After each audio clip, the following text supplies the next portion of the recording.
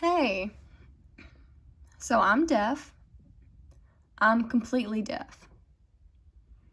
My parents, they didn't know that I was deaf until I was 18 months old.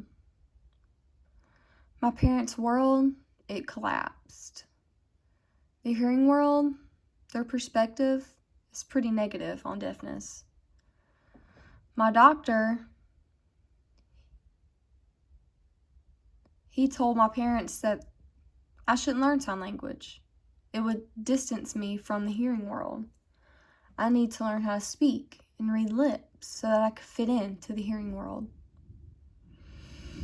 So I grew up learning how to talk and read lips, trying to fit in to this hearing world.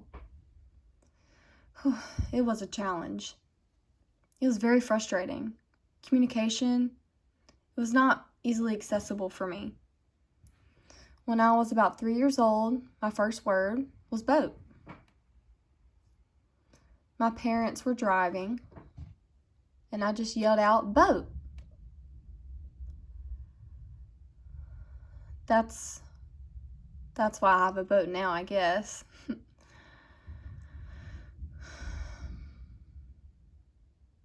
My parents, looking back, wondering why the doctor didn't understand the importance of language development for deaf babies.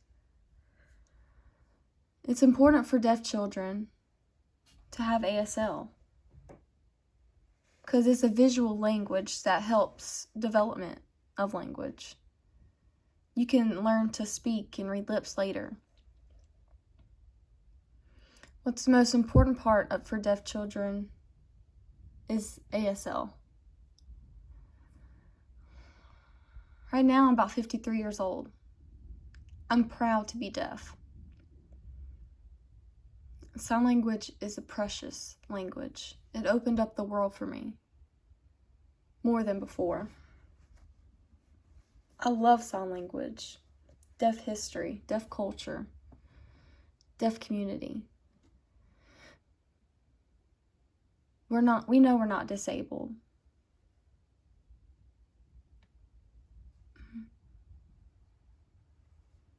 We can do everything just like hearing people can. We have successful deaf people, lawyers, doctors, scientists, engineers, teachers, athletes, actors. We even have a deaf secretary in the White House.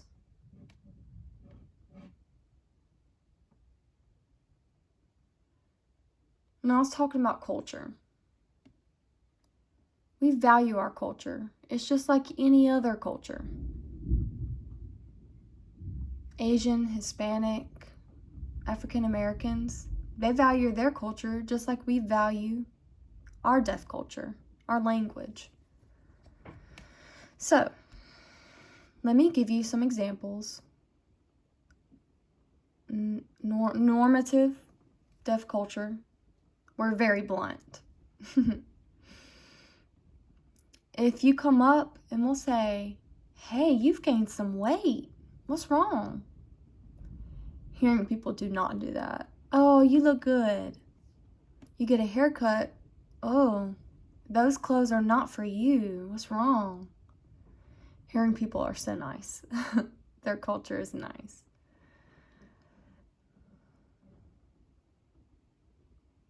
It's nice to have honesty, though.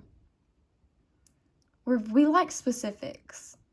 Like if someone passes away, we'll ask, what's wrong? What happened? How did they die? We'll ask question after question. Hearing people don't do that. They'll just say, I'm so sorry about your loss. If a hearing student comes into my room, they'll say, hey, I'm so sorry for being late. Okay. But if a deaf student comes into my class, they'll say, hey, sorry I'm late. I was late because there was a vehicle and it fell over and then the cops had it all blocked off and I couldn't get through, and they'll go on and on for about 3 minutes. And then they'll say, sorry, I was late. That's part of deaf culture. We value sharing between each other. got about 5 different levels to saying goodbye. So if my hearing friends come to my house for a party, they'll just leave and say goodbye after a little bit. But my deaf friends come, they'll stay forever. It doesn't matter if it's midnight. I have to try to shoo them out the house. So, if we're at a restaurant, we're chatting, and the manager comes up to us and, hey, we're closing in about 5 minutes. Okay, but we keep on chatting. And then 10, 15 minutes go by and we're like, oh, we got to get up. But then we just move over and keep chatting. And now we're by the door, but we're still chatting. And the manager's shutting off lights angrily and trying to push us out. And now we're in the parking lot.